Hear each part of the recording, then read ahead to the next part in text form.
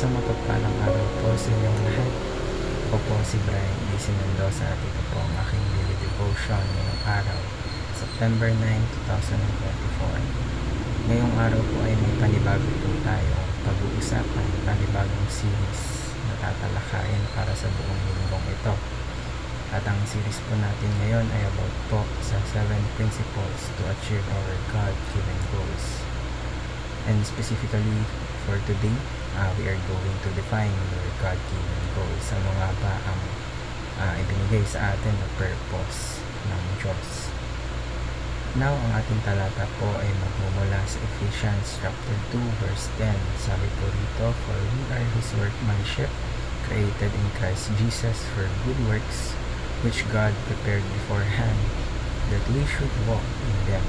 Sa Tagalog po, sapagkat tayo ay kanyang pinakamahusay na gawa na nilalang kay Kristo Jesus para sa mabubuting gawa na inihanda ng Diyos ng una pa upang siya natin makaharap. So, ano nga ba ang binigay sa atin na purpose in life ng Diyos? So, define your God-given goals. So, kailangan ma-define po natin kung ano ba ang binigay sa atin ng Diyos na goals. Kasi kung hindi po natin alam ang pinapagawa sa atin ng Diyos, it just means that we are lost. Tayo ay naliligaw. Hindi mo alam kung anong purpose mo. Kumbaga, parang humihinga ka lang sa mundo. Masasayang yung hininga mo. That is why it is important, or it is a must to determine kung ano ang goals na ibinigay sa iyo or binigay sa atin ng Diyos. That's why para po sa mga katuruan na aking natutunan, una po, purpose, we are God's workmanship. Lahat po tayo ay mayroong purpose. Ang layunin po natin dito sa mundo ay nanggagaling sa Diyos. We need to discover our purpose bago ka pa malikha. Nasa isipan na ng Diyos ang purpose mo. And if you want to know your purpose, you repent. If you want to know the purpose of your life, you need to repent. Talikuran ng mga makamundong bagay, talikuran ng mga kasalanan at manumbalik sa Diyos and ask Him what is your purpose, dahil ang purpose nasa Creator. Next po, identity. We are created in Christ Jesus. Our identity can only be found in the Lord Jesus Christ. Kapag ikaw ay lumapit sa Panginoong sa Kristo at tinalikuran ng dati mong pagkatao na punong-puno or nahulog sa kasalanan, ikaw po ay idideklarang new creation ng Diyos. At tayo po ay may bagong identity, at ang identity natin ay matatagpuan sa ating Panginoong sa Kristo. We are created in Christ Jesus. Christ Jesus, doon sa krus ng Kalbaryo, doon tayo nagkaroon ng bagong humanity, at ang identity natin ay nasa Panginoong sa Kristo. And lastly po is contribution. We have good works to accomplish.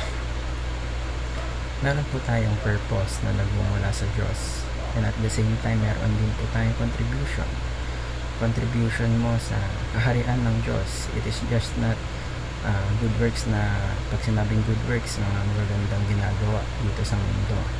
It is good works na may contribute sa kaharian ng Diyos.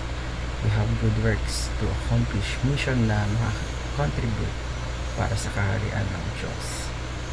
That's why para po sa ating application, una po, define our God-given goals.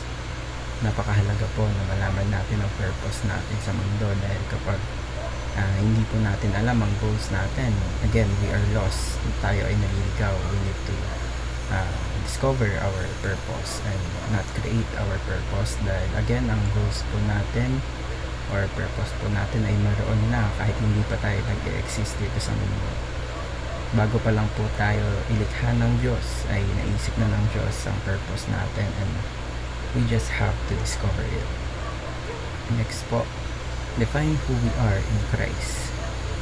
Kailangan magkaroon po tayo ng clear definition sa kung ano ba ang relationship mo sa Diyos, na dapat alam mo ikaw ay anak ng Diyos, at dapat ang buhay mo na-define sa pagiging follower ni Jesus Christ. And lastly po is define our specific contributions. Lahat po tayo ay may specific contributions. We need to define, we need to discover it. We have specific